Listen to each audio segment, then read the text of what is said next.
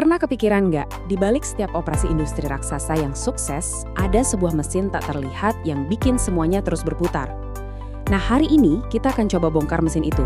Sebuah ekosistem vital yang isinya peralatan, dukungan, dan fasilitas yang sering banget kita lupakan.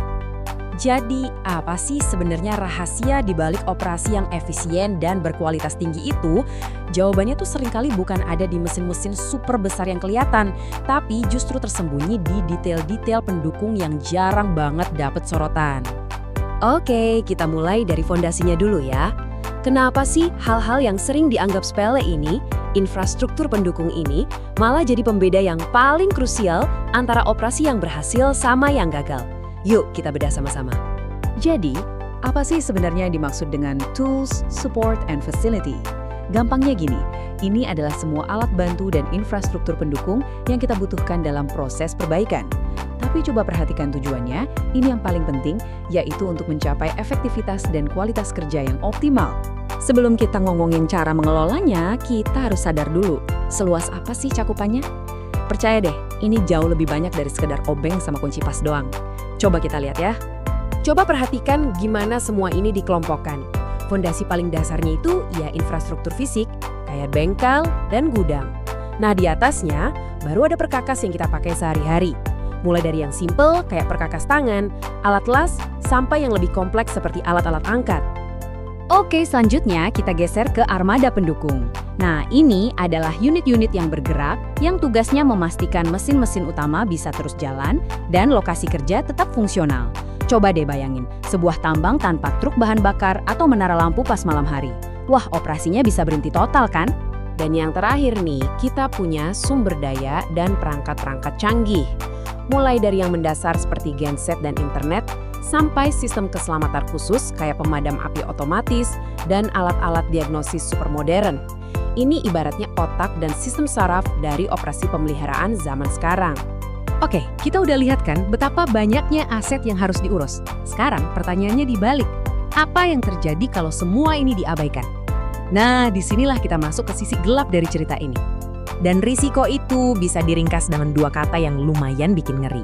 Potensi kerugian. Ini bukan cuma soal biaya tambahan ya, tapi kerugian nilai yang signifikan, yang diam-diam mengintai di setiap sudut operasi kalau manajemen asetnya diabaikan. Kerugian ini tuh nggak terjadi gitu aja loh. Coba lihat deh ilustrasi ini. Jelas banget sumber utamanya. Salah penggunaan, salah aplikasi, salah perawatan, dan kegagalan produk itu sendiri. Coba perhatikan, sebagian besar penyebabnya ini bukan kecelakaan, tapi karena adanya kegagalan dalam proses dan sistem. Nah, ini dia pertanyaan kuncinya. Dengan aset yang sebegitu kompleks dan risiko yang sebegitu tinggi, jelas kita butuh sebuah sistem kan? Sebuah kerangka kerja buat mengendalikan semuanya. Jadi gimana dong caranya? Jawabannya ada pada sebuah kerangka kerja manajemen yang kuat tapi sebenarnya sederhana. Cuma 4 langkah yang dirancang khusus untuk mengatasi semua kerumitan yang barusan kita bahas. Yuk kita lihat satu persatu. Siklus ini dikenal dengan nama PIME, yaitu Planning, Investing, Maintaining, dan Evaluating. Yang paling penting untuk diingat adalah, ini sebuah siklus yang terus berputar, bukan tugas yang sekali selesai. Setiap langkah itu saling nyambung dan ngasih masukan buat langkah berikutnya. Langkah pertama, perencanaan. Kuncinya di sini adalah bertanya sebelum membeli. Beneran butuh nggak? Aplikasinya buat apa? Spesifikasinya udah pas belum?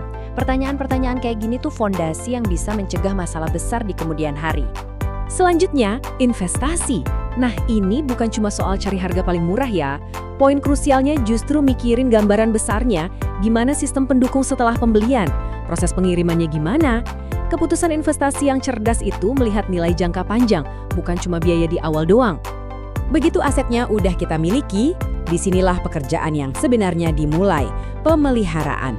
Coba deh lihat berbagai sistem di sini. Mulai dari hal yang kelihatannya simpel seperti registrasi dan penandaan biar gampang dilacak, sampai ada sistem penalti untuk tanggung jawab. Masing-masing sistem ini punya satu tujuan, menjaga nilai dan fungsi aset selama mungkin.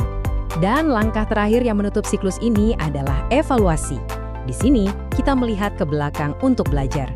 Produknya berkualitas nggak? Dukungan dari pemasoknya gimana? Aspek keamanannya terpenuhi atau enggak? Nah, jawaban dari pertanyaan-pertanyaan ini jadi masukan yang super berharga untuk siklus perencanaan berikutnya. bikin prosesnya jadi makin baik lagi. Jadi, ini dia kuncinya. Dengan menggabungkan perencanaan, investasi, pemeliharaan, dan evaluasi, kita nggak lagi cuma sekedar mengelola alat, tapi kita sedang membangun sebuah sistem kesuksesan yang berkelanjutan. Pada akhirnya, semua ini kembali ke tujuan awal yang kita bahas di depan tadi. Seluruh kerangka kerja manajemen ini dirancang untuk satu hal, mencapai efektivitas dan kualitas kerja yang optimal. Inilah benang merah yang menyatukan semuanya. Sebagai penutup, yuk kita coba bawa konsep ini lebih dekat dengan kita. Coba deh pikirin, aset mana di sekitar Anda, entah itu di kantor atau bahkan di rumah, yang kayaknya bisa dikelola lebih baik pakai siklus perencanaan, investasi, pemeliharaan, dan evaluasi ini. Jawabannya mungkin bakal bikin Anda kaget deh.